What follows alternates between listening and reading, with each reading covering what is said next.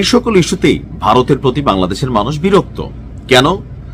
বাংলাদেশের জনগণ ডিসাইড করবে, বাংলাদেশের সরকার নিশ্চিত করবে ভোট কতটা সুষ্ঠু হবে, মানুষ কতটুকু ভোট দিতে পারবে, মানুষ ডিসাইড করবে কাকে ক্ষমতায় নেবে, কাকে ক্ষমতায় নেবে না।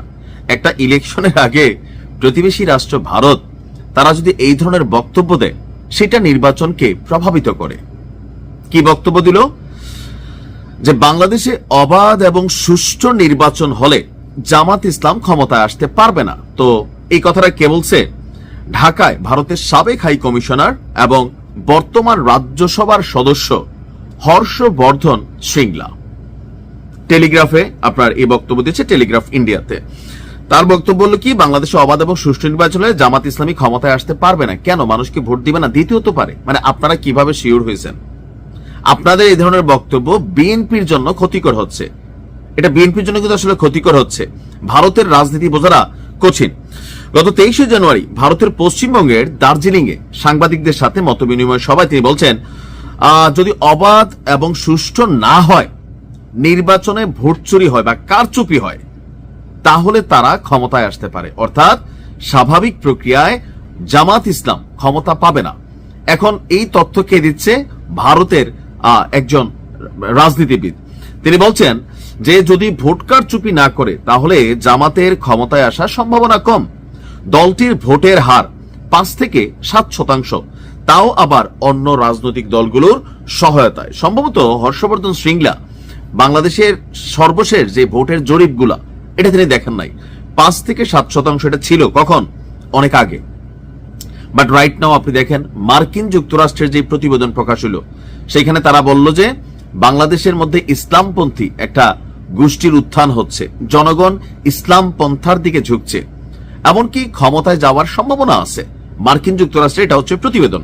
পাশাপাশি দেশের ভেতরে যে জরিপগুলো আছে, সেগুলো বিএনপি এবং জামাতের যে ভোটের জরিপটা কাছাকাছি রেখেছে। বিএনপিকে জামাত ক্রস করতে পারে না, বাট পিছনে পিছনে আছে, কিন্তু 5-7% তো নাই। এখন এই ধরনের বক্তব্য ভারত আসলে কেন দেয়, এটা নিয়ে পরে বলতেছি।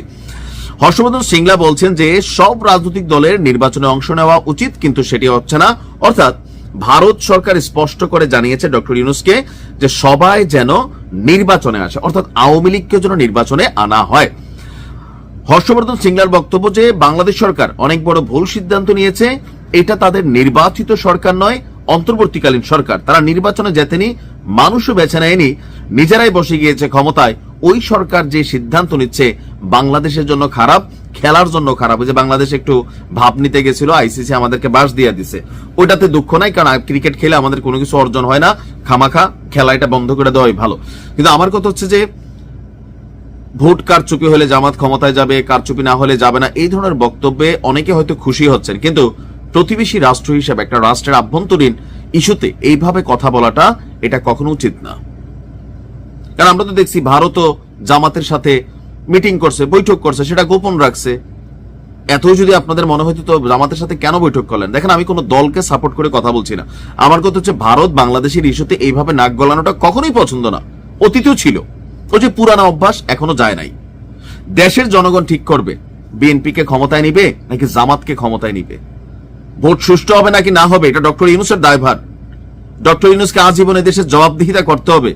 উইরা এসে জুইরা বসছে ঠিক আছে, কিন্তু নির্বাচনে কোন রকম পক্ষপাতিত্ব করলে ডক্টর ইউনূসের জন্য কিন্তু দুর্দিন আসবে। এটা বাংলাদেশ, যে পরিমাণ হুঁশিয়ারি চারদিক থেকে আছে। আমাদের দেশের বিষয়ে আমরা সিদ্ধান্ত নেব, ভারত সিদ্ধান্ত নেবার কে? এগুলা ভারতের অতিরঞ্জিত কাজ কারবার, যার কারণে বাংলাদেশের মানুষ ভারতের অনেক ইস্যুতে ভারতকে অপছন্দ করে। তবে রাষ্ট্র হিসেবে ভারতকে আমরা অপছন্দ করি না। এই রাজনীতিবিদ যারা আছেন তাদের কারণে দুই দেশের সম্পর্ক খারাপ হয়। ভালো থাকুন। আসসালামু আলাইকুম।